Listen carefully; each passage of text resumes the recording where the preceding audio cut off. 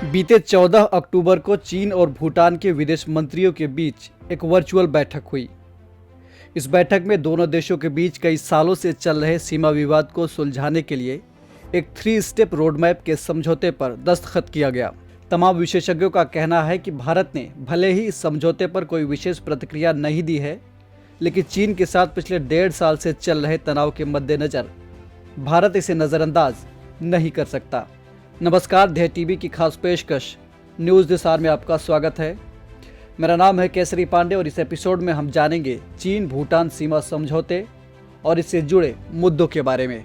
सबसे पहला सवाल यह कि भूटान के साथ इस समझौते के जरिए चीन किस इलाके को पाना चाहता है। दरअसल भूटान चीन के साथ 400 किलोमीटर से ज्यादा की सीमा साझा करता है और दोनों देशों के बीच लंबे समय से सीमा विवाद चल रहा है। इस विवाद को सुलझाने के लिए दोनों देशों द्वारा साल 1984 से अब तक 24 दौर की सीमा वार्ता की जा चुकी है। जिन दो इलाकों को लेकर चीन और भूटान के बीच ज्यादा विवाद है, उनमें से एक भारत चीन भूटान ट्राई जंक्शन के पास 269 वर्ग किलोमीटर का चुम्बी घाटी वाला इलाका और दूसरा भूटान के उत्तर में 495 वर्ग किलोमीटर का जकारलुंग और पासमलुंग घाटियों का इलाका है।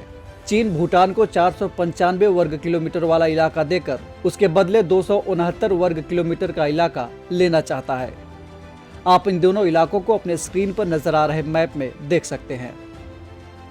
अब दूसरा सवाल ये कि चीन ज्यादा एरिया वाली जगह देकर कम इलाके वाली जगह क्यों लेना चाहता है। इसके लिए आप जरा स्क्रीन पर नजर आ रहे इस मैप को देखें। चीन चुम्बी घाटी वाला जो इलाका मांग रहा है वो भारत के सिलीगुड़ी कॉरिडोर के करीब है। सिलीगुड़ी कॉरिडोर, जिसे चिकन स्नैक यानी मुर्गी की गर्दन भी कहा जाता है, ये इलाका भारत के लिए रणनीतिक दृष्टि से काफी महत्वपूर्ण है। दरअसल यही वो मुख्य रास्ता है जिसके जरिए भारत अपने पूर्वोत्तर के राज्यों से जुड़ता है। अब अगर चीन इस सिलीगुड़ी कॉरिडोर के नजदीक आ जाता है तो ये भारत का इसके पूर्वोत्तर राज्यों से कनेक्टिविटी के लिए खतरा बन सकता है। कुछ एक्सपर्ट्स इसे चीन द्वारा भारत पर एक मनोवैज्ञानिक दबाव बनाने की कोशिश के रूप में भी देख रहे हैं। दरअसल डोकलाम विवाद के बाद से चीन लगातार इस कोशिश में लगा हुआ है कि वो समझौते के माध्यम से भूटान से अपनी सीमा विवाद को सुलझा ले। अगर ऐसा हुआ तो अंतर्राष्ट्रीय समुदाय यही कहेगा कि अब तो चीन ने सबके साथ समझौता कर लिया और सिर्फ भारत ही बचा है, तो ऐसा क्यों है। ऐसे में भारत के ऊपर एक मनोवैज्ञानिक दबाव बन जाएगा। इसके अलावा चीन का मूल उद्देश्य है कि भारत पूर्वी लद्दाख में चल रहे गतिरोध के बारे में बात करना बंद कर दे और दोनों देशों के बीच पहले की तरह व्यापारिक गतिविधियां शुरू हो जाएं। चीन लद्दाख में मौजूदा स्थिति बनाए रखना चाहता है, लेकिन भारत झुकने के लिए तैयार नहीं है। ऐसे में चीन दूसरे क्षेत्रों में दबाव बनाने की कोशिश कर रहा है। अब अंतिम सवाल ये उठता है कि आगे क्या किया जाना चाहिए। एक बात तो पूरी तरह से स्पष्ट है कि भारत और भूटान के संबंध काफ़ी गहरे हैं और भूटान का भारत की तरफ ही ज़्यादा झुकाव है, क्योंकि भारत भूटान को अच्छा खासा आर्थिक मदद देता है। लेकिन फिर भी हमें एक बात का ध्यान रखना होगा कि भूटान एक छोटा लैंड लॉक्ड देश है और वो नहीं चाहेगा कि चीन के साथ उसका रिश्ता ना हो।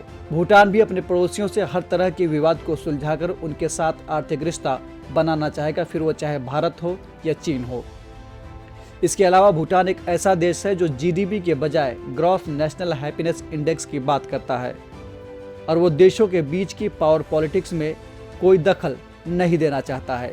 ऐसे में विशेषज्ञों का कहना है कि भारत को भूटान की संवेदनशीलता को ध्यान में रखना होगा और अगर चीन भूटान के साथ ये पहल कर रहा है तो भारत की कोशिश ये होनी चाहिए कि वो भूटान के साथ लगातार बातचीत करता रहे, उसके संपर्क में रहे, ताकि भारत को ये पता रहे कि चीन के साथ भूटान की बातचीत किस दिशा में जा रही है। तो ये थी बात चीन भूटान सीमा समझौते और इससे जुड़े मुद्दों की। और अब आपके लिए एक सवाल, आपको कमेंट करके बताना है कि किस समझौते के जरिए रक्षा मामलों में भूटान भारत पर आश्रित है, क्योंकि इसी समझौते का हवाला देकर डोकलाम विवाद में भारत चीन के सामने हो गया था। आप अपने उत्तर हमें कमेंट बॉक्स में दे सकते हैं। इस एपिसोड में इतना ही। हम फिर मिलेंगे एक नए कार्यक्रम के साथ। तब तक के लिए इजाज़त दीजिए। नमस्कार।